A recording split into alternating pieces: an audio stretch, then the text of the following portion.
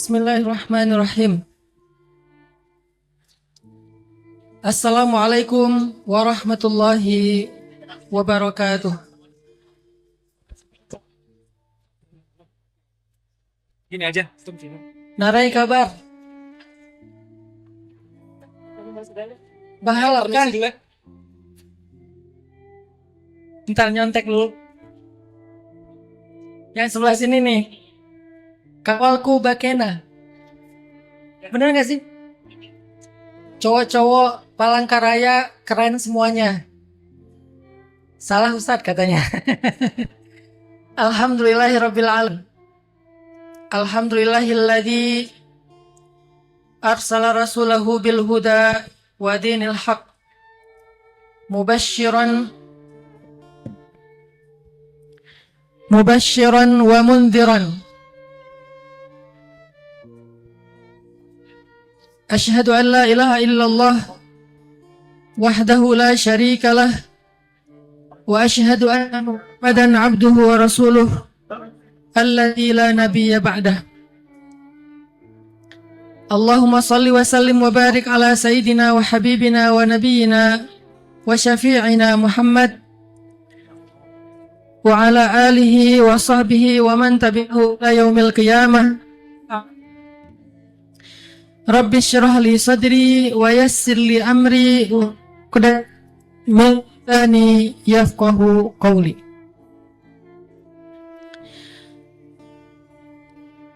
Terima kasih kesempatannya Palangkaraya, anak-anak muda yang dicintai Allah Subhanahu wa taala, para jomblo fisabilillah.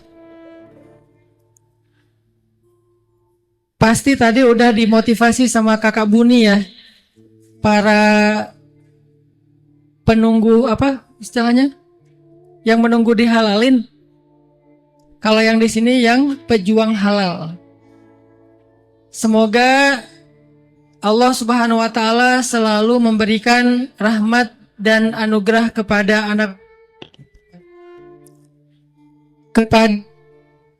boleh nggak ganti mic? Kepada anak muda Palangkaraya, amin. Malam ini saya pengen berbagi cerita aja sama teman-teman. Mudah-mudahan cerita ini bisa menjadi booster iman. Booster iman itu kalau dalam bahasa pesantren bisa menjadi tajdidul iman, pembaharu iman. Sehingga kita bisa ngedapatin refresh dalam semangat beramal solih. Kemana-mana saya kalau sharing sama anak-anak muda, nanti kalau mati lagi, saya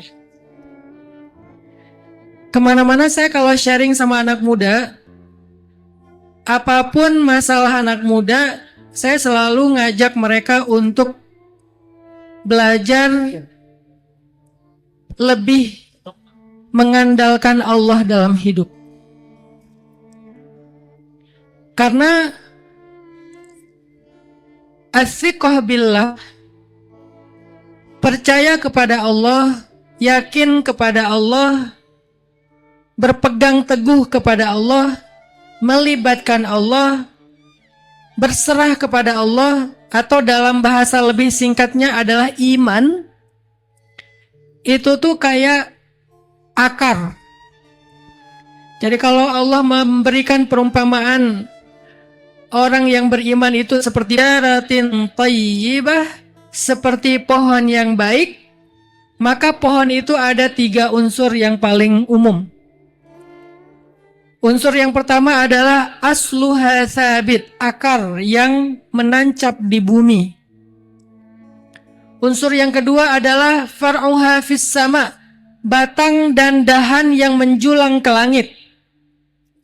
Dan unsur yang ketiga adalah tu'ti ukulaha kullahinin bi'idni rabbiha, daun, bunga dan buahnya yang bermanfaat untuk banyak orang.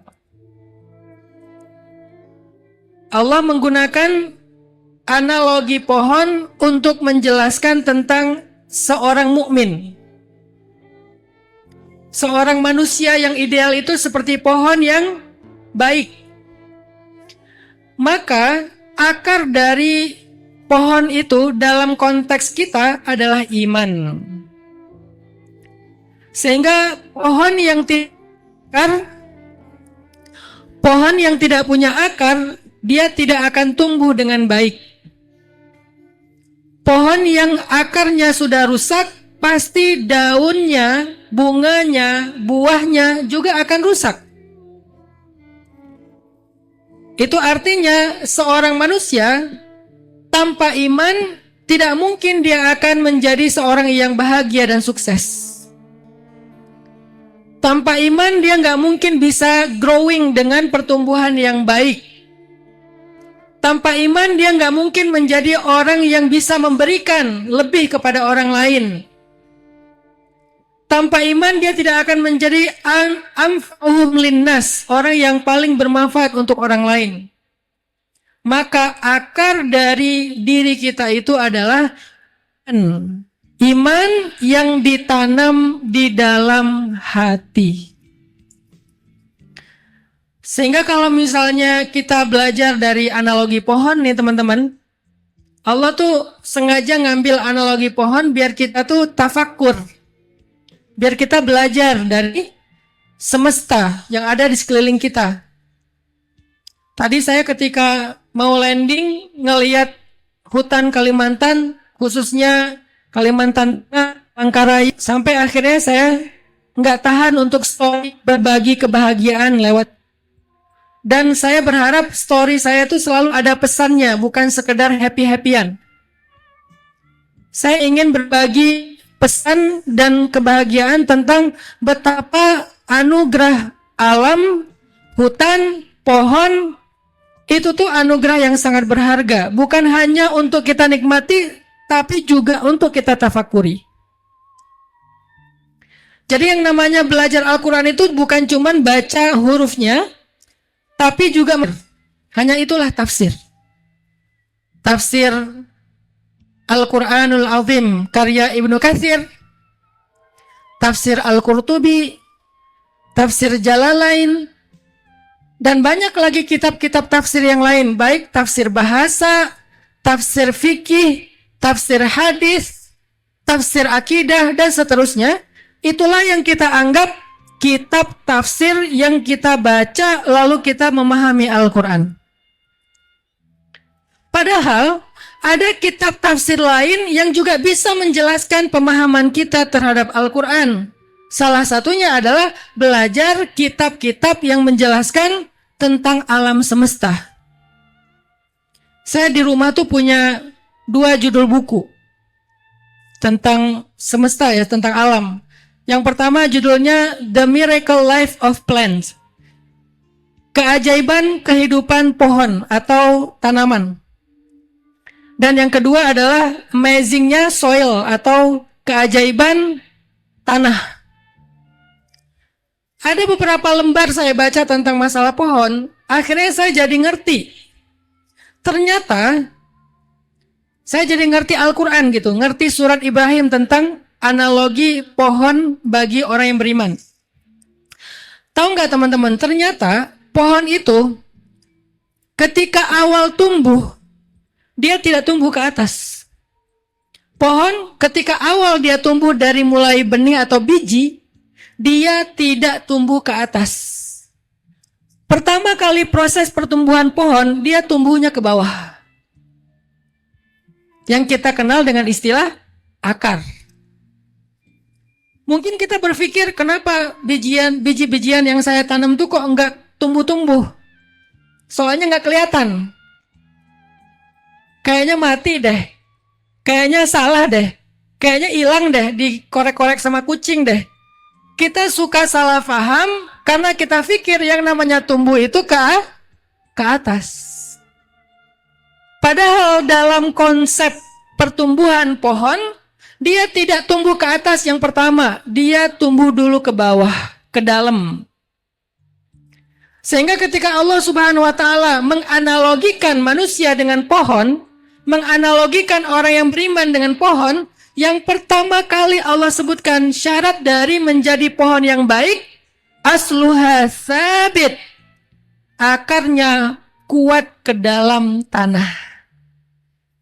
Allah nggak bilang dulu far'uha fis sama, batang dan dahannya tumbuh menjulang sampai ke langit. Enggak. Nomor 1, asluha sabit, dia tumbuh dulu ke bawah sampai kuat. Dia tumbuh dulu ke dalam tanah sampai dia punya akar yang banyak. Itulah syarat pertama dari menjadi pohon yang baik dalam analogi surat Ibrahim. Lalu apa pesan hikmah kalau kita bawa ke dalam kehidupan kita? Ternyata akar dari pertumbuhan diri kita, pertumbuhan mental kita, pertumbuhan perasaan kita, pertumbuhan pikiran kita, bahkan pertumbuhan biologis kita, akarnya adalah iman yang tumbuh di dalam hati kita. Sebelum ada yang lain-lain, iman dulu. Dan iman ini sifatnya bukan amalan zahir yang tampak. Iman ini adalah amalan batin yang tersembunyi, sebagaimana akar tersembunyi di bawah tanah. Sehingga nggak bisa kita katakan seseorang beriman hanya dengan mengucapkan kalimat iman. Seseorang beriman hanya dengan mengatakan amanna, kami telah beriman. Nggak bisa. Ada banyak ayat di dalam Al-Quran yang menyanggah, yang menolak keimanan orang-orang yang mengaku beriman dengan lisan mereka. Wa minan nasi man yaqulu amanna billah. Di antara manusia ada yang mengaku dan mengatakan kami telah beriman kepada Allah. Apa yang mereka katakan? Kami beriman. Tapi mereka mengatakan itu dengan lisannya. Wa minan nasi man yaqulu amanna billahi wa bil yaumil akhir. Kami telah beriman kepada Allah dan lalu apa kata Allah? Apa respon Allah terhadap ucapan mereka? Kata mereka amanna, kami beriman. Apa respon Allah? Ternyata Allah mengkomen caption mereka. Allah mengkomen postingan iman mereka secara lisan. Apa komen Allah? Wa ma hum bimu'minin. Mereka bukanlah orang yang beriman. Artinya apa? Ada yang salah dalam konsep iman mereka. Ibarat orang nanam, ada yang salah dalam tata cara dia menanam pohon. Kenapa? Dia menanam pohon hanya di atas permukaan. Dia menanam pohon bukan ditanam, tetapi ditaruh di atas permukaan. Sehingga pohon itu tidak tumbuh dengan baik. Apa masalahnya sampai Allah menolak iman orang yang sudah mengatakan amanna, kami telah beriman? Kalimat telah artinya yakin banget, kami benar-benar sudah beriman. Tapi kata Allah, wa ma hum bimu'minin. Kenapa? Pertanyaan besarnya, kenapa ya Allah engkau menolak iman orang yang sudah mengaku beriman, yang KTP-nya mukmin, yang kartu keluarganya Islam, yang lisannya mengatakan amanna, kami beriman, la ilaha illallah. Kenapa ditolak sama Allah? Ternyata jawabannya ada di satu ayat berselang setelah ayat itu. Apa jawabannya? Fi qulubihim marad. Di dalam hati mereka ada penyakit. Penyakitnya tunggal, maradun, bukan amrod, bukan plural. Satu penyakit saja. Fi qulubihim marad. Di dalam hati mereka ada satu penyakit. Wa ma hadzal marad. Apa penyakit yang dimaksudkan di sini? Ternyata kata ulama tafsir, maradun, penyakit yang dimaksudkan di ayat itu adalah raib. Sesuai dengan pembukaan surat Al-Baqarah. Raib. Raib bahasa Arab yang jadi bahasa Indonesia. Raib. Raib artinya ragu. Walaupun dalam bahasa Indonesia arti raib itu hilang. Kenapa kok jadi hilang? Diragukan keberadaannya. Asal katanya bahasa Arab. Artinya apa? Ternyata walaupun secara lisan mereka bilang la ilaha illallah Muhammadur Rasulullah, secara tulisan mereka menulis di kartu keluarganya, di KTP-nya, di paspornya Islam, kalau di dalam hatinya tidak ada akar yakin, akar thiqah, akar iman, akar percaya kepada Allah, maka hatinya adalah hati yang ragu. Kalau ragu, maka ditolaklah imannya oleh Allah Subhanahu wa ta'ala. Ternyata iman bukan amalan zahir, teman-teman. Iman amalan batin. Maka muncullah sebuah kalimat dari para sahabat dan para ulama. Kalimatnya apa? Istafti qalbak. Coba tanya ke hatimu masing-masing. Apakah saya beriman? Bukan tanya ke lisan kita. Lisan kita akan mengatakan, oh ya tentu saya beriman. Tapi istafti qalbak, tanya kepada hatimu, kira-kira hati itu beriman enggak? Jawabannya adalah yang kita rasakan tentang Allah di dalam hati kita, itulah jawaban kejujuran kita iman atau tidak. Kita merasakan enggak bahwa Allah itu maha pengasih? Artinya Allah itu kasihan banget sama kita, lebih daripada ayah dan ibu yang kasihan kepada anaknya. Dirasa enggak itu? Kita percaya nggak bahwa Allah itu nggak pernah ninggalin kita?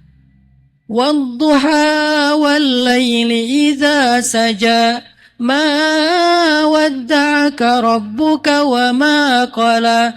Tuhanmu tidak pernah meninggalkanmu dan tidak pernah benci kepadamu.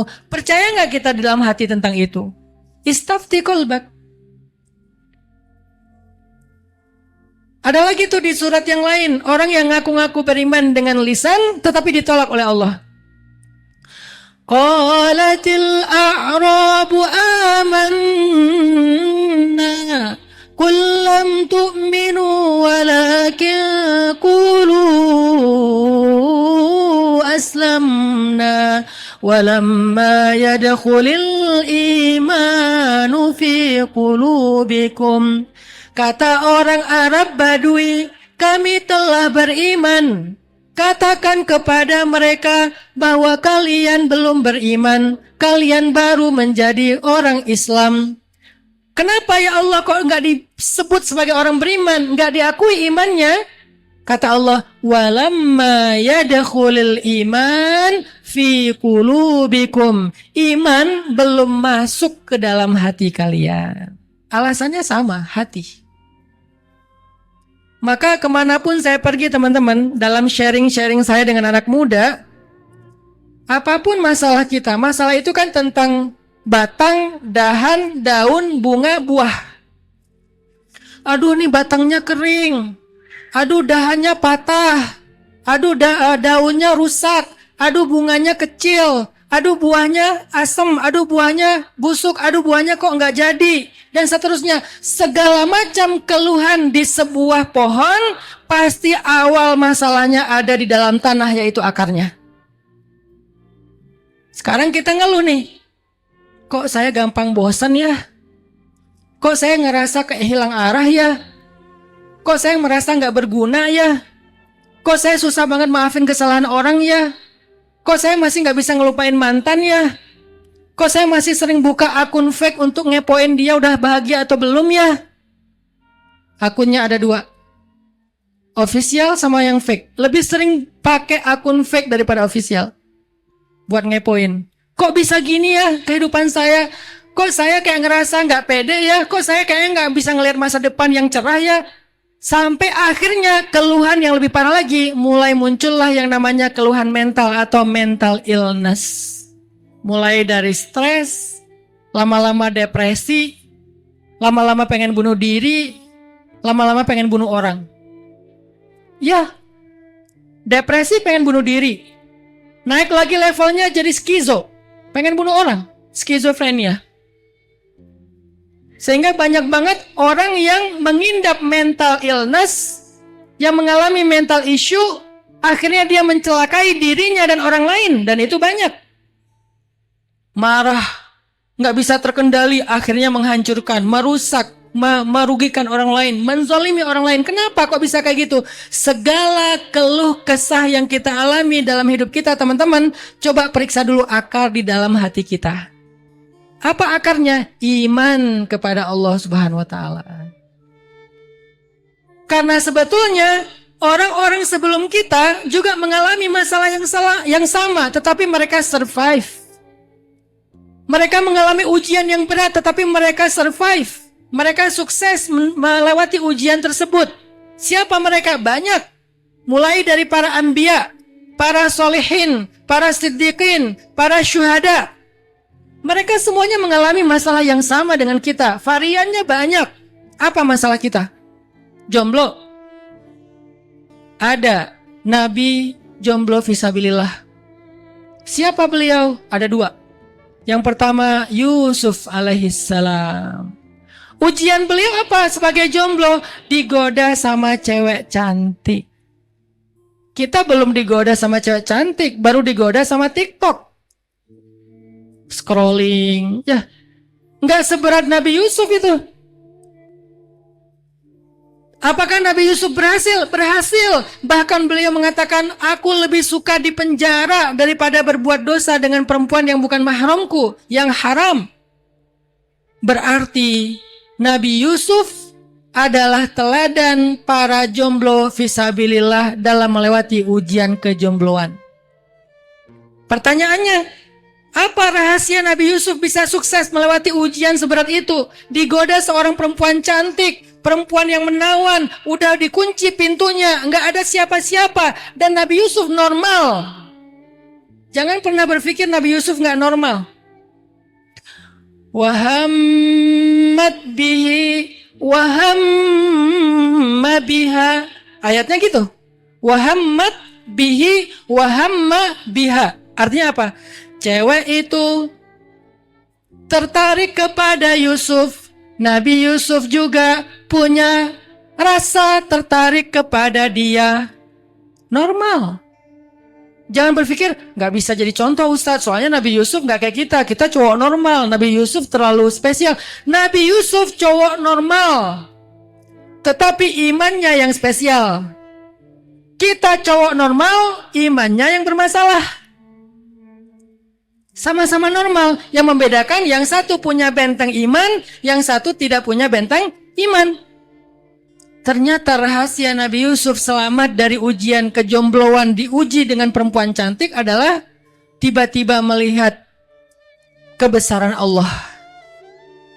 Kebesaran Allahnya apa? Nasihat ayahnya Yakub alaihissalam tentang muraqabah. Allah Maha menyaksikan, Allah Maha melihat, Allah Maha membersamai, Allah Maha tahu, Allah Maha mendengar. Itulah yang diyakini Nabi Yusuf, sehingga akhirnya Nabi Yusuf tidak merasa bahwa mereka cuma berdua di dalam ruangan itu, tetapi Allahu salisuhuma, ada Allah yang ketiga. Iman. Dan itu bukan lisan. Saya yang berbicara seperti ini bukan berarti saya lebih baik dari teman-teman. Karena iman bukan kalimat lisan, iman akar yakin yang ada di dalam hati. Bisa jadi ada orang yang di sini bukan ustadz, bukan syekh, tidak memakai pakaian-pakaian yang seolah-olah dia berilmu, biasa saja, tapi mungkin dia lebih punya akar yang sehat di dalam hatinya daripada saya yang berbicara. Iman, amal di dalam hati, teman-teman. Siapa lagi jomblo yang lain? Nabiullah Yahya alaihissalam. Sama, digoda oleh perempuan, putri raja lagi tuh. Apa yang terjadi? Nabiullah Yahya menolak perempuan tersebut karena dia tidak beriman kepada Allah. Karena dia tidak mau beriman kepada tauhid.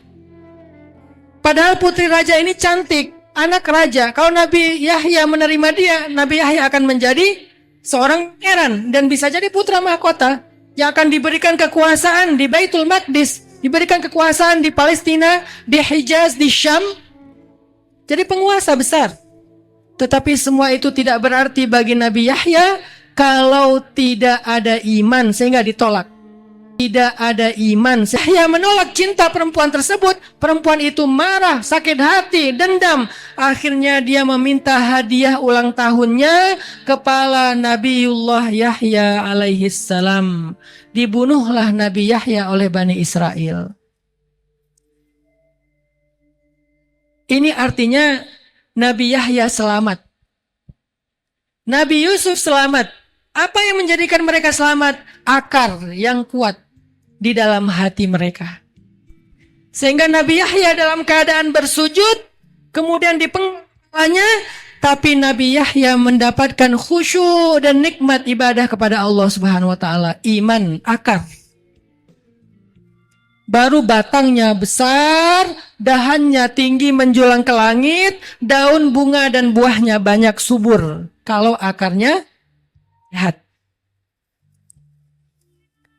Ustadz, itu kan jomblo yang cowok. Kalau jomblo yang cewek ada nggak usah contohnya? Ada. Sayyidah Maryam. Ada ulama mengatakan beliau adalah nabi satu-satunya dari golongan perempuan. Karena nabi lebih dari 100.000 jumlahnya.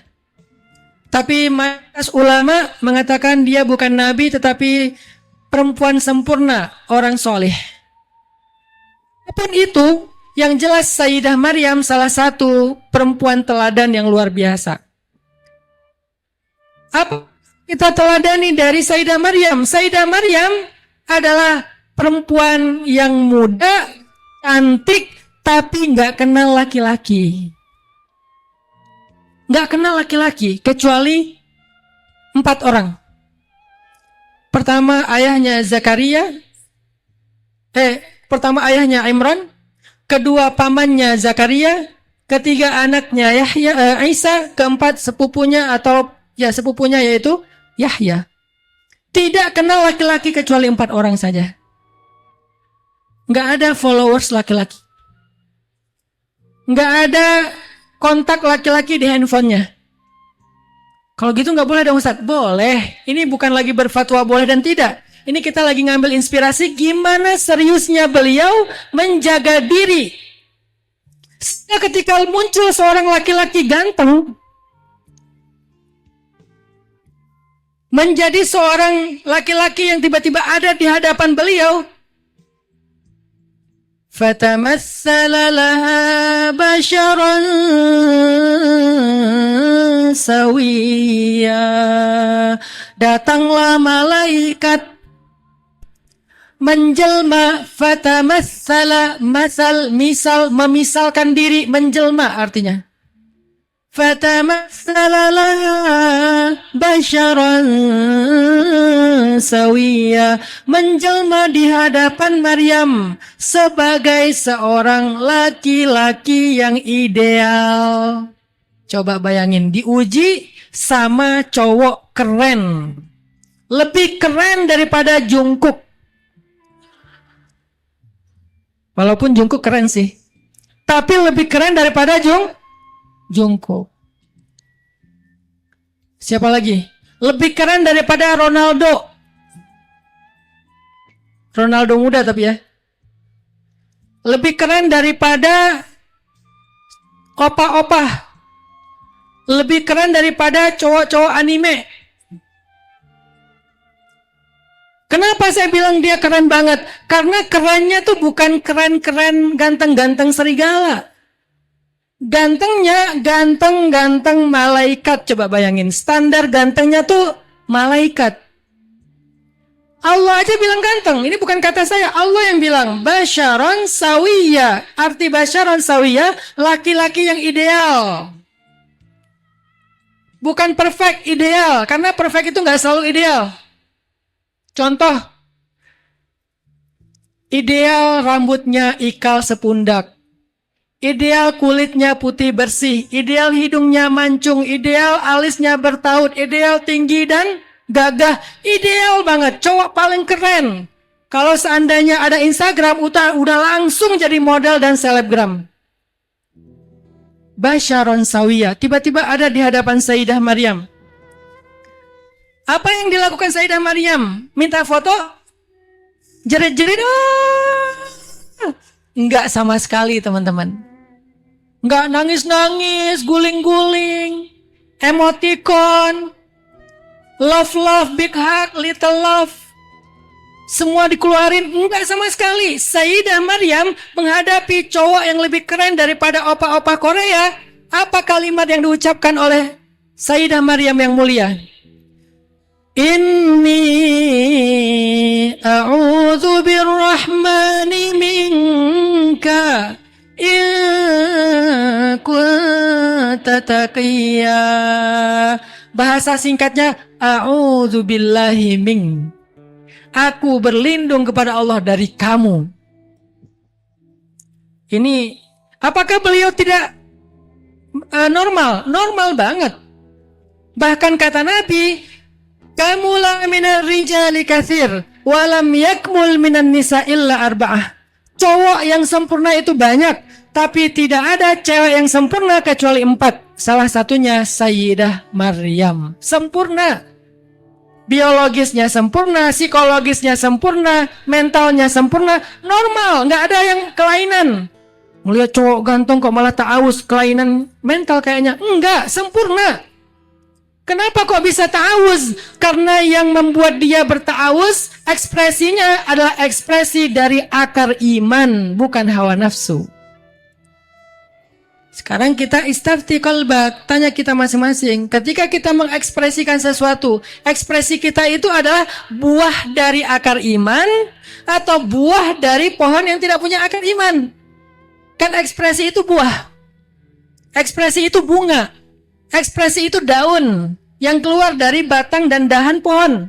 Sehingga kalau akarnya baik, bunganya, buahnya, daunnya baik. Bukan seperti buah yang rasanya pahit, berduri, dan tidak boleh dimakan. Tapi buahnya manis, harum, dan sehat ketika dimakan. Kenapa buah ini begitu baik? Karena akarnya baik. Dan Sayyidah Maryam mengeluarkan buah yang baik, yaitu ekspresi yang baik ketika mendapatkan ujian karena akarnya iman kepada Allah. Kalimatnya apa? A'udzu billah. Aku berlindung kepada Allah. Kenapa? Karena saking gantengnya cowok ini, hanya Allah yang bisa menyelamatkan aku dari fitnahnya. A'udzu birrahmani minka in kunta taqiyya. Langsung berta'awuz. Malaikat Jibril malu sama Sayyidah Maryam, tapi ada perintah. Kata malaikat Jibril, wahai Maryam, aku adalah utusan dari Rabbmu. Aku bukan laki-laki yang seperti engkau bayangkan. Aku malaikat. Aku membawa berita gembira kepadamu. Engkau akan punya anak, wahai Maryam.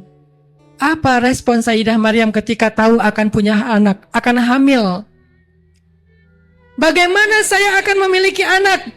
Walam yamsasni basyarun walam aku baghiya. Lam itu artinya enggak pernah sama sekali.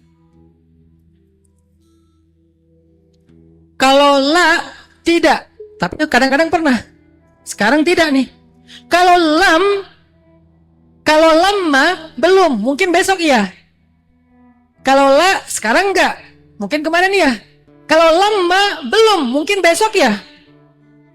Tapi kalau lam sukun udah dimatiin tuh, nggak ada lagi harapan, artinya tidak pernah dan tidak akan pernah. Benar-benar udah final.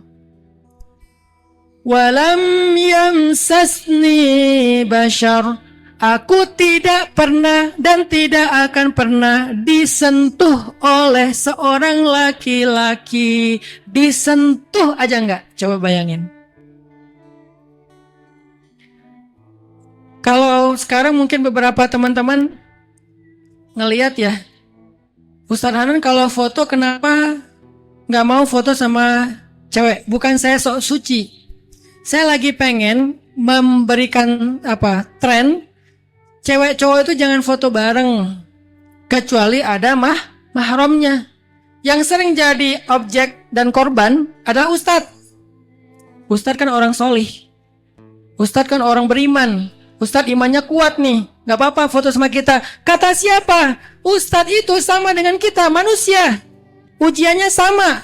Dan hari ini kita menyaksikan karena terlalu mudah untuk mengkultuskan, banyaklah fitnah. Banyak kan fitnah hari ini kepada orang-orang yang berilmu. Walaupun yang tidak berilmu juga banyak, cuman lagi disorot nih.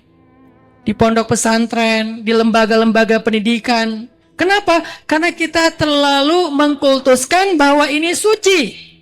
Padahal sama aja, dia manusia biasa. Yang harus kita jaga, dan kita juga menjaga diri darinya. Dia kita jaga, kita menjaga diri darinya, sama. Kenapa? Karena Sayyidah Maryam adalah teladan para perempuan, lam yamsas, disentuh aja enggak. Pakai ujung jari disentuh enggak pernah. Kalau gitu enggak boleh salaman, Ustaz. Saya mengambil pendapat salaman laki-laki dan perempuan tidak dibolehkan kecuali mahram. Itu pendapat pribadi saya. Tapi saya menghargai kalau ada yang berpendapat boleh kalau tidak melibatkan hawa nafsu. Tapi saya pribadi mengambil pendapat tidak boleh. Cuman kalau bab fikih kan kita harus legowo ya. Gak boleh terlalu fanatik. Cuman kita punya pilihan. Kalau saya pilihannya, ya gak usah. Tidak ada kedaruratan. Kecuali darurat. Apa darurat? Pengobatan, bencana, terapi, selama itu pun tidak berlebihan. Belajar dari Sayyidah Maryam, yamsas aja gak pernah. Yamsas itu bukan yamas, tapi tersentuh gak sengaja aja gak pernah. Coba bayangin, tersentuh gak sengaja aja gak pernah. Saking terjaganya Sayyidah Maryam. Walam aku baghiyah, aku juga gak pernah berperilaku yang tidak layak sebagai seorang muslimah. Apa berperilaku yang tidak layak? Ma'ilat, mumilat, suka mancing dan suka kalau dipancing. Caper kalau bahasa sekarang. Itulah Sayyidah Maryam. Itu yang disebut dengan pohon yang baik sehingga menumbuhkan batang yang baik, akar yang baik menumbuhkan batang yang baik, cabang yang baik, daun dan seterusnya. Akhirnya dari rahim yang sangat mulia ini lahirlah anak yang sangat istimewa.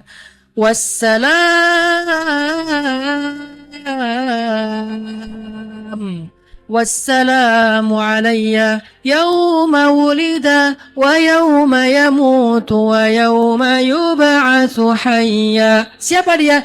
Dzalika Isa bin Maryam. Nabi Isa, putranya Sayyidah Maryam. Gara-gara apa kok bisa muncul buah yang sangat istimewa yang bernama Isa? Karena akarnya istimewa yang bernama Maryam. Dan akar itu adalah imannya Sayyidah Maryam, imannya Nabiullah Yahya, imannya Nabiullah Yusuf kepada Allah Subhanahu wa taala. Makanya apapun kesah kita teman-teman, jawaban yang pertama adalah coba periksa dulu akar kita, iman kepada Allah, hubungan kita dengan Allah kayak gimana. Apapun masalah kita, periksa dulu hubungan kita dengan Allah. Kenapa? Karena kata Nabi, man aslaha ma bainahu wa bainallah, aslahallah ma bainahu wa bainan nas. Bismillahirrahmanirrahim. Assalamualaikum warahmatullahi wabarakatuh. Gini aja. Narai kabar. Bahala kan? Ntar nyontek dulu. Yang sebelah sini nih. Kawalku Bakena. Bener gak sih? Cowok-cowok Palangkaraya keren semuanya. Salah Ustadz katanya. Alhamdulillahirabbil alamin. Alhamdulillahilladzi arsala rasulahu bil huda wa dinil haq mubasysyiran wa mundhiran. Asyhadu an la ilaha illallah wahdahu la syarika lah wa asyhadu anna Muhammadan abduhu wa rasuluh alladzi la nabiyya ba'dah. Allahumma salli wa sallim wa barik ala sayyidina wa habibina wa nabiyyina wa syafi'ina Muhammad wa ala alihi wa sahbihi wa man tabi'ahu ila yaumil qiyamah. Rabbi syrah li sadri wa yassir li amri wa qad min lisani yafqahu qawli.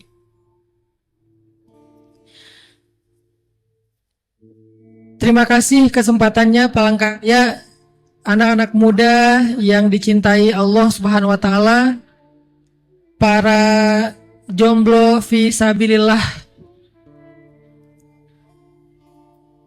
Pasti tadi udah dimotivasi sama Kakak Buni ya. Para penunggu apa istilahnya? Yang menunggu dihalalin. Kalau yang di sini yang pejuang halal. Semoga Allah Subhanahu wa taala selalu memberikan rahmat dan anugerah kepada boleh nggak ganti mic? Kepada anak muda Palangkaraya, amin. Malam ini saya pengen berbagi cerita aja sama teman-teman. Mudah-mudahan cerita ini bisa menjadi booster iman. Booster iman itu kalau dalam bahasa pesantren bisa menjadi tajdidul iman, pembaharu iman. Sehingga kita bisa ngedapatin refresh dalam semangat beramal solih. Kemana-mana saya kalau sharing sama anak-anak muda, nanti kalau mati lagi, saya kemana-mana saya kalau sharing sama anak muda, apapun masalah anak muda, saya selalu ngajak mereka untuk belajar lebih mengandalkan Allah dalam hidup. Karena as-siqah billah, percaya kepada Allah, yakin kepada Allah, berpegang teguh kepada Allah, melibatkan Allah, berserah kepada Allah, atau dalam bahasa lebih singkatnya adalah iman. Itu tuh kayak akar. Jadi kalau Allah memberikan perumpamaan orang yang beriman itu seperti daratin thayyibah, seperti pohon yang baik, maka pohon itu ada 3 unsur yang paling umum. Unsur yang pertama adalah asluha sabit, akar yang menancap di bumi. Unsur yang kedua adalah far'uha fis sama, batang dan dahan yang menjulang ke langit. Dan unsur yang ketiga adalah tu'ti ukulaha kullahinin biidni rabbiha, daun, bunga, dan buahnya yang bermanfaat untuk banyak orang. Allah menggunakan analogi pohon untuk menjelaskan tentang seorang mukmin. Seorang manusia yang ideal itu seperti pohon yang baik. Maka akar dari pohon itu dalam konteks kita adalah iman. Sehingga pohon yang tidak punya akar, dia tidak akan tumbuh dengan baik. Pohon yang akarnya sudah rusak, pasti daunnya, bunganya, buahnya juga akan rusak. Itu artinya seorang manusia tanpa iman tidak mungkin dia akan menjadi seorang yang bahagia dan sukses. Tanpa iman dia nggak mungkin bisa growing dengan pertumbuhan yang baik. Tanpa iman dia nggak mungkin menjadi orang yang bisa memberikan lebih kepada orang lain. Tanpa iman dia tidak akan menjadi anfa'uhum linnas, orang yang paling bermanfaat untuk orang lain. Maka akar dari diri kita itu adalah iman yang ditanam di dalam hati. Sehingga kalau misalnya kita belajar dari analogi pohon nih teman-teman, Allah tuh sengaja ngambil analogi pohon biar kita tuh tafakur. Biar kita belajar dari semesta yang ada di sekeliling kita. Tadi saya ketika mau landing ngelihat hutan Kalimantan, khususnya Kalimantan Manggarai, sampai akhirnya saya nggak tahan untuk story berbagi kebahagiaan lewat. Dan saya berharap story saya itu selalu ada pesannya, bukan sekedar happy-happyan. Saya ingin berbagi pesan dan kebahagiaan tentang betapa anugerah alam, hutan, pohon, itu tuh anugerah yang sangat berharga. Bukan hanya untuk kita nikmati, tapi juga untuk kita tafakuri. Jadi yang namanya belajar Al-Quran itu bukan cuma baca hurufnya, tapi juga hanya itulah tafsir. Tafsir Al-Quranul Azim karya Ibnu Katsir, tafsir Al-Qurtubi, tafsir Jalalain, dan banyak lagi kitab-kitab tafsir yang lain, baik tafsir bahasa, tafsir fikih, tafsir hadis, tafsir akidah, dan seterusnya. Itulah yang kita anggap kitab tafsir yang kita baca lalu kita memahami Al-Quran. Padahal ada kitab tafsir lain yang juga bisa menjelaskan pemahaman kita terhadap Al-Quran. Salah satunya adalah belajar kitab-kitab yang menjelaskan tentang alam semesta. Saya di rumah tuh punya 2 judul buku tentang semesta ya, tentang alam. Yang pertama judulnya The Miracle Life of Plants, keajaiban kehidupan pohon atau tanaman. Dan yang kedua adalah Amazingnya Soil atau keajaiban tanah. Ada beberapa lembar saya baca tentang masalah pohon, akhirnya saya jadi ngerti. Ternyata saya jadi ngerti Al-Quran gitu, ngerti surat Ibrahim tentang analogi pohon bagi orang yang beriman. Tahu nggak teman-teman, ternyata pohon itu ketika awal tumbuh, dia tidak tumbuh ke atas. Pohon ketika awal dia tumbuh dari mulai benih atau biji, dia tidak tumbuh ke atas. Pertama kali proses pertumbuhan pohon, dia tumbuhnya ke bawah. Yang kita kenal dengan istilah akar. Mungkin kita berpikir kenapa biji-bijian yang saya tanam tuh kok enggak tumbuh-tumbuh. Soalnya enggak kelihatan. Kayaknya mati deh. Kayaknya salah deh. Kayaknya hilang deh, dikorek-korek sama kucing deh. Kita suka salah paham karena kita pikir yang namanya tumbuh itu ke atas. Padahal dalam konsep pertumbuhan pohon, dia tidak tumbuh ke atas yang pertama, dia tumbuh dulu ke bawah, ke dalam. Sehingga ketika Allah Subhanahu wa taala menganalogikan manusia dengan pohon, menganalogikan orang yang beriman dengan pohon, yang pertama kali Allah sebutkan syarat dari menjadi pohon yang baik, asluha sabit, akarnya kuat ke dalam tanah. Allah nggak bilang dulu far'uha fis sama, batang dan dahannya tumbuh menjulang sampai ke langit. Enggak. Nomor 1, asluha sabit, dia tumbuh dulu ke bawah sampai kuat. Dia tumbuh dulu ke dalam tanah sampai dia punya akar yang banyak.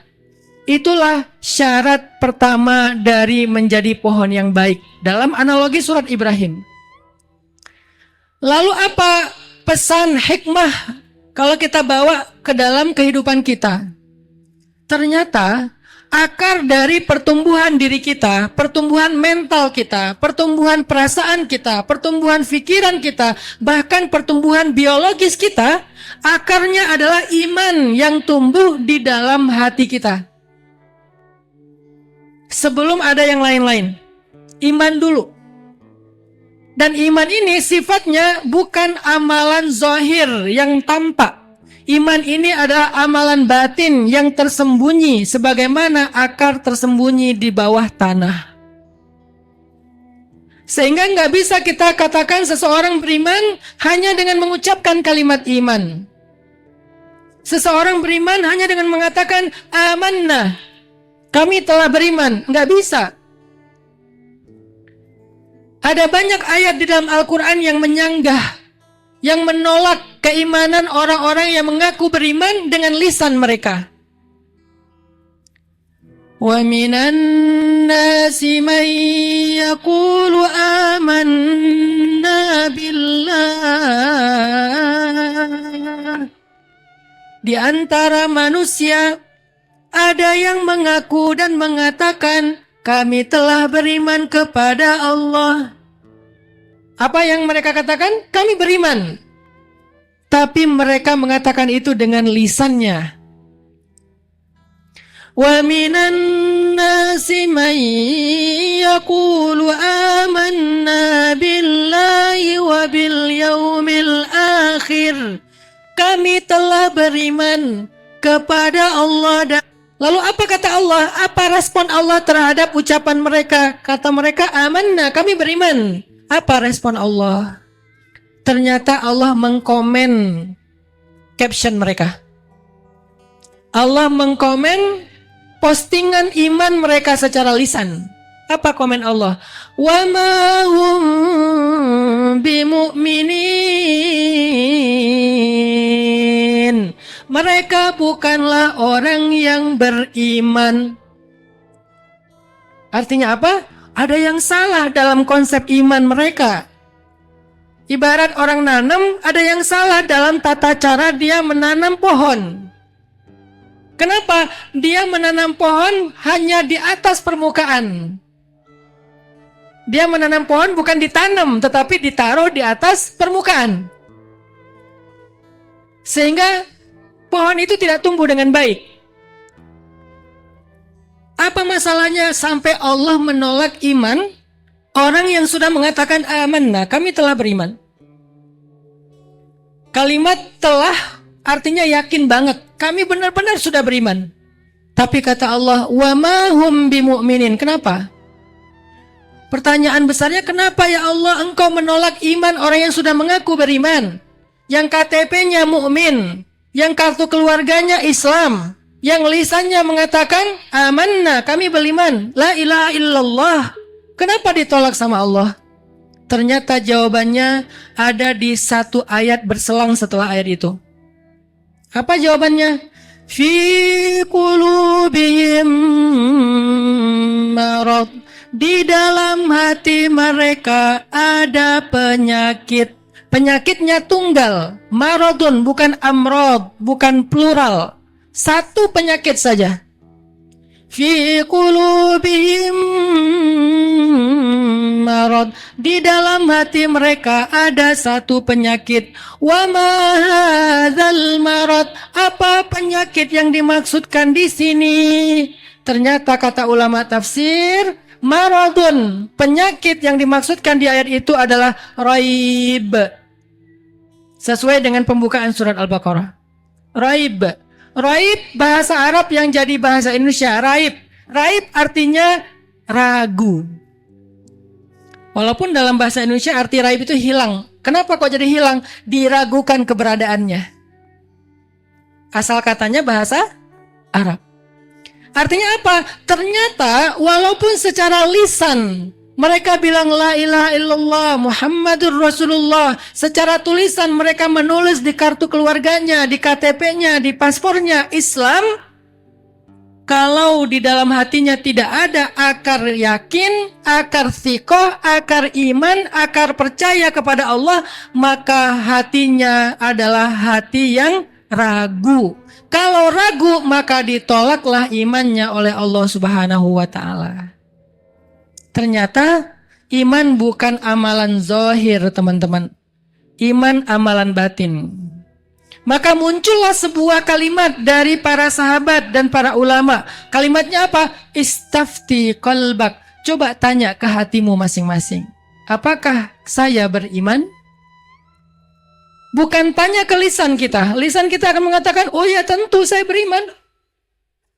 Tapi istafti qalbak, tanya kepada hatimu, kira-kira hati itu beriman enggak? Jawabannya adalah yang kita rasakan tentang Allah di dalam hati kita. Itulah jawaban kejujuran kita iman atau tidak. Kita merasakan nggak bahwa Allah itu maha pengasih? Artinya Allah itu kasihan banget sama kita. Lebih daripada ayah dan ibu yang kasihan kepada anaknya. Dirasa nggak itu? Kita percaya nggak bahwa Allah itu nggak pernah ninggalin kita? Wadduha wallayli idza saja ma wadda'aka rabbuka wa ma qala. Tuhanmu tidak pernah meninggalkanmu dan tidak pernah benci kepadamu. Percaya nggak kita di dalam hati tentang itu? Istafti qalbak. Ada lagi tuh di surat yang lain, orang yang ngaku-ngaku beriman dengan lisan tetapi ditolak oleh Allah. Qalatil a'rabu amanna qul lam tu'minu walakin qulu aslamna walamma yadkhulil imanu fi qulubikum. Kata orang Arab Badui, kami telah beriman. Katakan kepada mereka bahwa kalian belum beriman, kalian baru menjadi orang Islam. Kenapa ya Allah kok enggak disebut sebagai orang beriman, enggak diakui imannya? Kata Allah, walamma yadkhulul iman fi qulubikum. Iman belum masuk ke dalam hati kalian. Alasannya sama, hati. Maka kemanapun saya pergi teman-teman, dalam sharing-sharing saya dengan anak muda, apapun masalah kita, masalah itu kan tentang batang, dahan, daun, bunga, buah.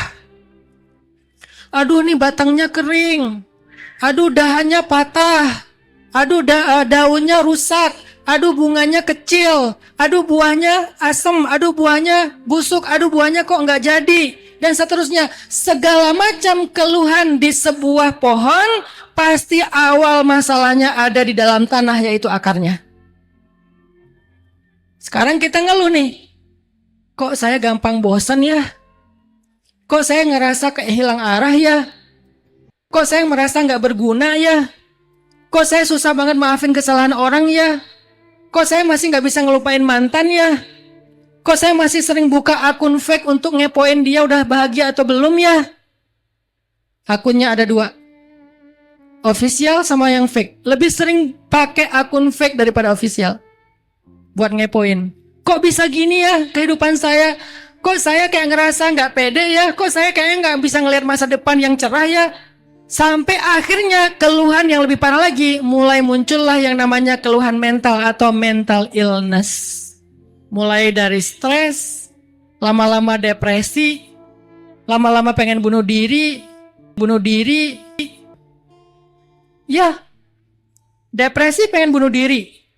Naik lagi levelnya jadi skizo, pengen bunuh orang, skizofrenia. Sehingga banyak banget orang yang mengidap mental illness, yang mengalami mental issue, akhirnya dia mencelakai dirinya dan orang lain, dan itu banyak. Marah, nggak bisa terkendali, akhirnya menghancurkan, merusak, merugikan orang lain, menzalimi orang lain. Kenapa kok bisa kayak gitu? Segala keluh kesah yang kita alami dalam hidup kita, teman-teman, coba periksa dulu akar di dalam hati kita. Apa akarnya? Iman kepada Allah Subhanahu wa Ta'ala. Karena sebetulnya orang-orang sebelum kita juga mengalami masalah yang sama, tetapi mereka survive. Mereka mengalami ujian yang berat, tetapi mereka survive. Mereka sukses melewati ujian tersebut. Siapa mereka? Banyak. Mulai dari para anbiya, para solehin, para siddiqin, para syuhada. Mereka semuanya mengalami masalah yang sama dengan kita. Variannya banyak. Apa masalah kita? Jomblo. Ada Nabi jomblo fisabilillah.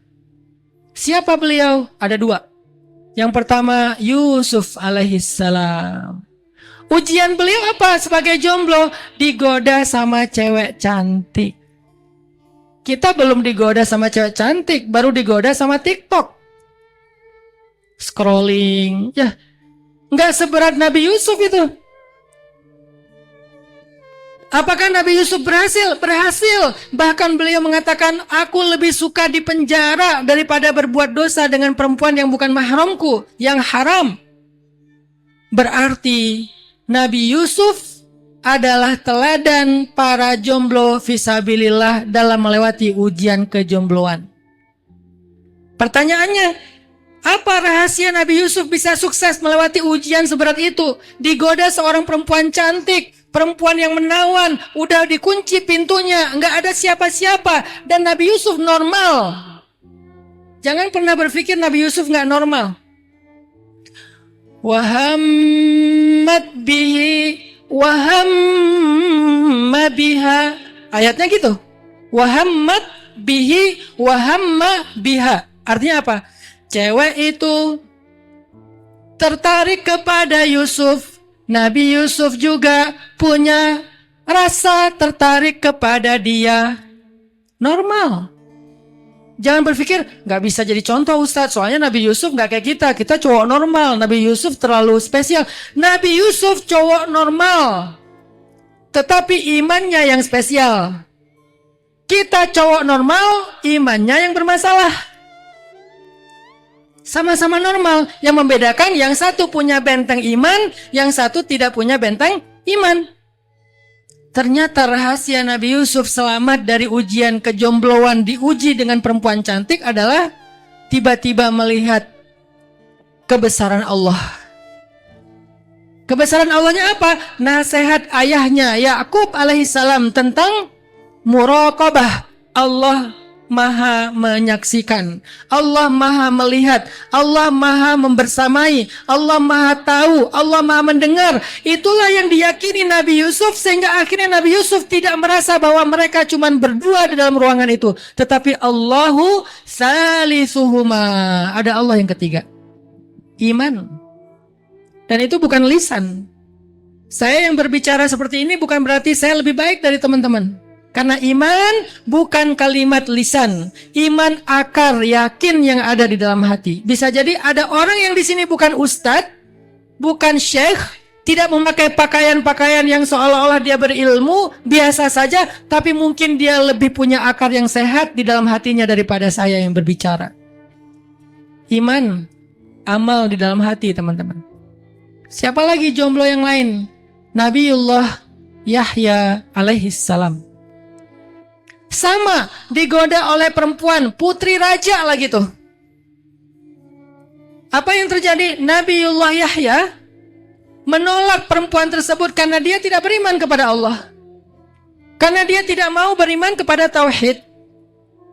Padahal putri raja ini cantik, anak raja. Kalau Nabi Yahya menerima dia, Nabi Yahya akan menjadi seorang pangeran dan bisa jadi putra mahkota yang akan diberikan kekuasaan di Baitul Maqdis. Diberikan kekuasaan di Palestina, di Hijaz, di Syam. Jadi penguasa besar.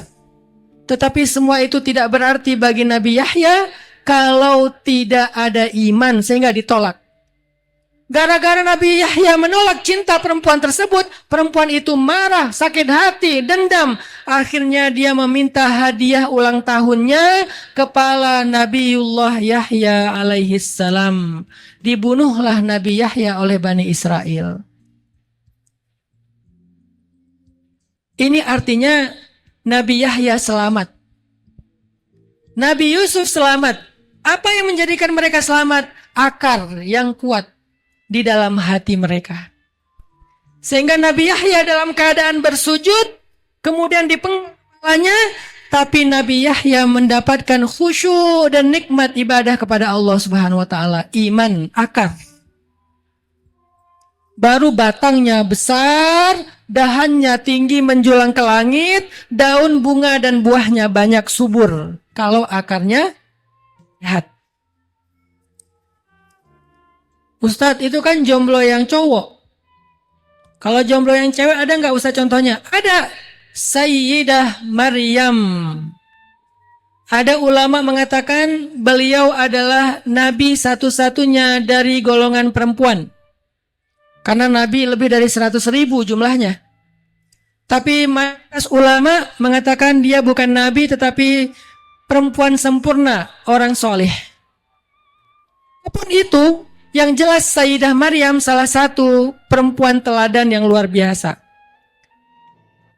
Apa kita teladani dari Sayyidah Maryam? Sayyidah Maryam adalah perempuan yang muda, cantik, tapi nggak kenal laki-laki. Nggak kenal laki-laki, kecuali 4 orang. Pertama ayahnya Zakaria, pertama ayahnya Imran, kedua pamannya Zakaria, ketiga anaknya Yahya, Isa, keempat sepupunya sepupunya yaitu Yahya. Tidak kenal laki-laki kecuali 4 orang saja. Nggak ada followers laki-laki. Nggak ada kontak laki-laki di handphonenya. Kalau gitu nggak boleh dong Ustaz? Boleh. Ini bukan lagi berfatwa boleh dan tidak. Ini kita lagi ngambil inspirasi gimana seriusnya beliau menjaga diri. Ketika muncul seorang laki-laki ganteng, menjadi seorang laki-laki yang tiba-tiba ada di hadapan beliau, fatamassala laha basharan sawiya. Datanglah malaikat menjelma, fatamassala, misal, memisalkan diri, menjelma artinya. Fatamassala laha basharan sawiya, menjelma di hadapan Maryam sebagai seorang laki-laki yang ideal. Coba bayangin, diuji sama cowok keren. Lebih keren daripada Jungkook. Walaupun Jungkook keren sih, tapi lebih keren daripada Jungkook. Siapa lagi? Lebih keren daripada Ronaldo. Ronaldo muda tapi ya. Lebih keren daripada opa-opa. Lebih keren daripada cowok-cowok anime. Kenapa saya bilang dia keren banget? Karena kerennya tuh bukan keren-keren ganteng-ganteng serigala. Gantengnya ganteng-ganteng malaikat. Coba bayangin, standar gantengnya tuh malaikat.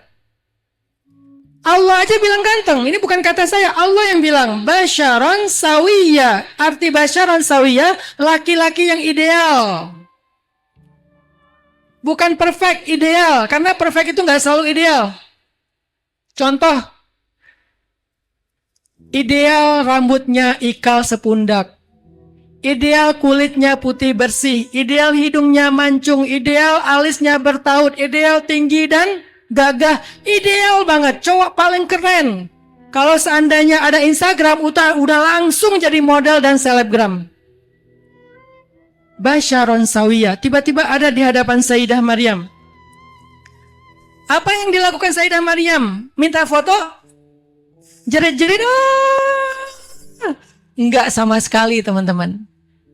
Enggak nangis-nangis, guling-guling, emoticon, love, big hug, little love. Semua dikeluarin, enggak sama sekali. Sayyidah Maryam menghadapi cowok yang lebih keren daripada opa-opa Korea. Apa kalimat yang diucapkan oleh Sayyidah Maryam yang mulia? Inni a'udzu birrahmani minka in kunta taqiyya. Bahasa singkatnya, a'udzu billahi min. Aku berlindung kepada Allah dari kamu. Ini, apakah beliau tidak normal? Normal banget. Bahkan kata Nabi, kamula minar rijali katsir walam yakmul minan nisa illa arba'ah. Cowok yang sempurna itu banyak, tapi tidak ada cewek yang sempurna kecuali 4. Salah satunya Sayyidah Maryam. Sempurna. Biologisnya sempurna, psikologisnya sempurna, mentalnya sempurna, normal, nggak ada yang kelainan. Melihat cowok ganteng kok malah ta'awus, kelainan mental kayaknya. Enggak, sempurna. Kenapa kok bisa ta'awuz? Karena yang membuat dia berta'awuz, ekspresinya adalah ekspresi dari akar iman, bukan hawa nafsu. Sekarang kita istafti qalbak, tanya kita masing-masing. Ketika kita mengekspresikan sesuatu, ekspresi kita itu adalah buah dari akar iman atau buah dari pohon yang tidak punya akar iman. Kan ekspresi itu buah. Ekspresi itu bunga. Ekspresi itu daun yang keluar dari batang dan dahan pohon. Sehingga kalau akarnya baik, bunganya, buahnya, daunnya baik. Bukan seperti buah yang rasanya pahit, berduri, dan tidak boleh dimakan. Tapi buahnya manis, harum, dan sehat ketika dimakan. Kenapa buah ini begitu baik? Karena akarnya baik. Dan Sayyidah Maryam mengeluarkan buah yang baik, yaitu ekspresi yang baik ketika mendapatkan ujian karena akarnya iman kepada Allah. Kalimatnya apa? A'udzubillah. Aku berlindung kepada Allah. Kenapa? Karena saking gantengnya cowok ini, hanya Allah yang bisa menyelamatkan aku dari fitnahnya. A'udzu birrahmani minka in kunta taqiyya. Langsung berta'awuz. Malaikat Jibril malu sama Sayyidah Maryam, tapi ada perintah. Kata malaikat Jibril, wahai Maryam, aku adalah utusan dari Rabbmu. Aku bukan laki-laki yang seperti engkau bayangkan. Aku malaikat.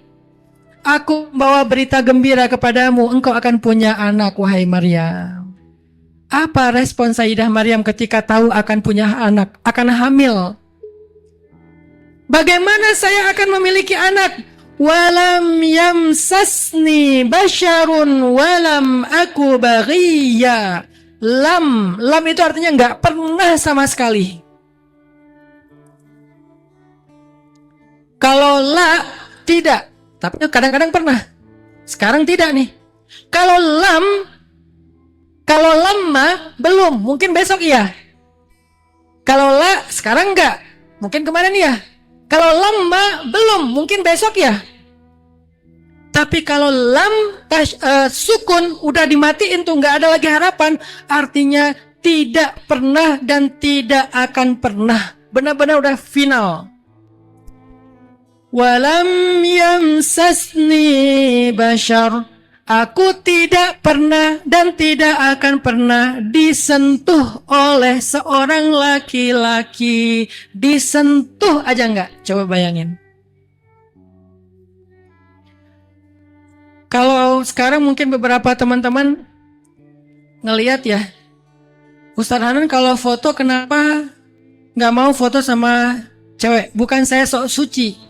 Saya lagi pengen memberikan tren cewek cowok itu jangan foto bareng kecuali ada mahramnya. Yang sering jadi objek dan korban adalah Ustadz. Ustadz kan orang solih.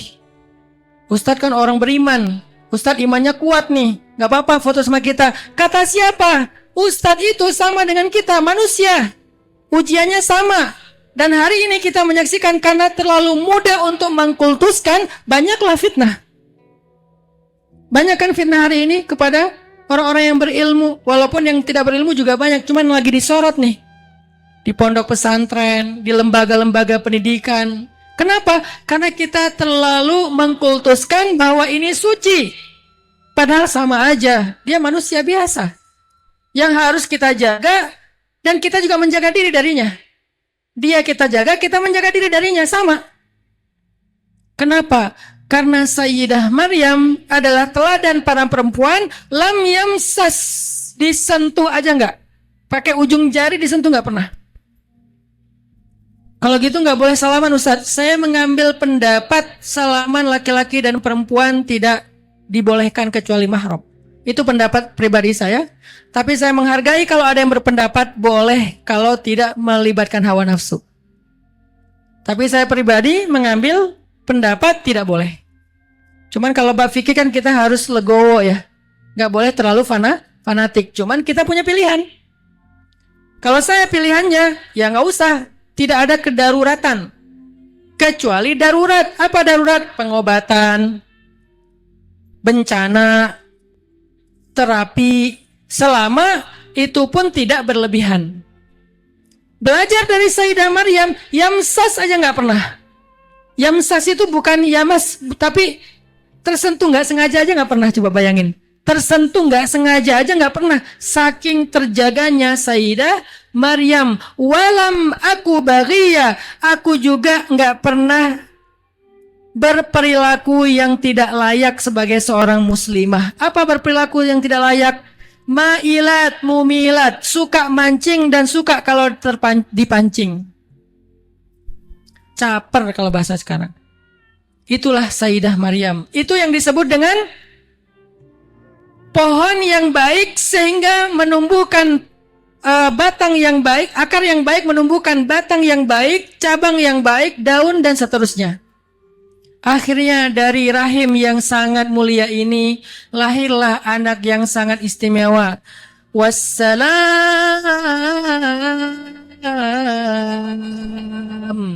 Wassalamu alayya yawma wulida wa yawma yamutu wa yawma yub'atsu hayya. Siapa dia?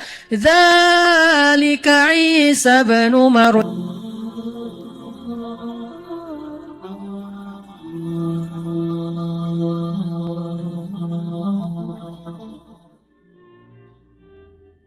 Orang gak bakalan kecewa kalau bersandar kepada Allah. Itu gak bakalan. Bahkan kita bisa bilang mustahil. Mustahil seseorang itu kecewa gara-gara berpegang, bersandar, menyerahkan dirinya kepada Allah. Itu mustahil. Bukan seperti itu sunnatullah. Karena siapapun yang berserah diri kepada Allah, maka dia telah berpegang kepada tali yang paling kokoh. وَمَنْ يُسْلِمْ وَجْهَهُ إِلَى اللَّهِ وَمَنْ يُسْلِمْ وَجْهَهُ إِلَى اللَّهِ وَهُوَ مُحْسِنٌ فَقَدِ اسْتَمْسَكَ بِالْعُرْوَةِ الْوُثْقَى وَإِلَى اللَّهِ عَاقِبَةُ الْأُمُورِ. Siapa yang menyerahkan dirinya kepada Allah dan dia senantiasa berbuat baik, maka sesungguhnya dia telah berpegang kepada tali yang paling kokoh dan kepada Allah segala urusan dikembalikan. Jadi nggak ada orang yang kecewa kalau dia berpegang kepada Allah. Masalah apapun, masalah rezeki, masalah jodoh, terutama yang kedua. Kalau kita bergantung kepada Allah dalam urusan jodoh, maka insya Allah kita nggak akan kecewa. Mak comblang yang paling baik itu adalah Allah. Kalau mak comblangnya Ustadz, kadang-kadang ngecewain. Ustadz, ini CV saya. Oh ya, kriteria yang kamu cari seperti apa? Saya emang gak susah-susah Ustadz, standar-standar aja. Ya standar yang gimana? Yang tingginya 180, yang kulitnya bening, sampai kalau minum kelihatan airnya ngalir, transparan. Kemudian yang hidungnya seperti pedang, yang matanya seperti bidadari. Tahu mata bidadari? Besar dan sayu, tapi nggak gelok. Nah ini kriterianya. Terus kata Ustadz, kalau yang kayak gitu Ustadz juga mau gitu ya. Akhirnya pas ketemu Ustadznya duluan yang ta'arufan. Ini kalau mak comblangnya manusia. Tapi kalau mak comblangnya Allah jauh lebih meyakinkan dan gak bakalan kecewa. Dengan kriteria apapun, wa huwa ala kulli syai'in qadir. Dan kalau Allah menjanjikan yang baik akan ketemu dengan baik, pasti innahu la yukhliful mi'ad. Allah tidak pernah mengingkari janjinya. Masalah apapun kita harus mengandalkan Allah. Coba deh, selalu ngandelin Allah. Bahasa gampangnya gini, udah tenang aja, ada Allah, itu. Dan kalau kita sudah melibatkan Allah, la yudayyi'akallahu idzan, itu pasti Allah nggak bakalan ngecewain kamu. Kalau udah ngandelin Allah, ini gimana nih? Udah tenang aja, ada Allah. Allah tidak akan mengecewakan. Salah satu kalimat udah tenang aja ada Allah adalah la tahzan innallaha ma'ana. Kalau kita ada teman lagi galau gitu, terus kita bilang, la tahzan innallaha ma'ana. Kalau bahasa kita, woles bro, tenang aja ada Allah. Santai bro, karena ada Allah. Itu bahasa Arabnya la tahzan innallaha ma'ana. Andalin Allah dalam masalah kita. Ada masalah apapun, serahin aja sama Allah. Bismillah, la haula wala quwata illa billah. Bahkan kadang-kadang hanya dengan berzikir la haula wala quwata illa billah, Allah kasih keajaiban yang luar biasa. Karena setelah seseorang bersandar kepada Allah, la yudayya'anallahu idzan. Pasti Allah nggak akan ngecewain. Pasti Allah nggak akan ngecewain.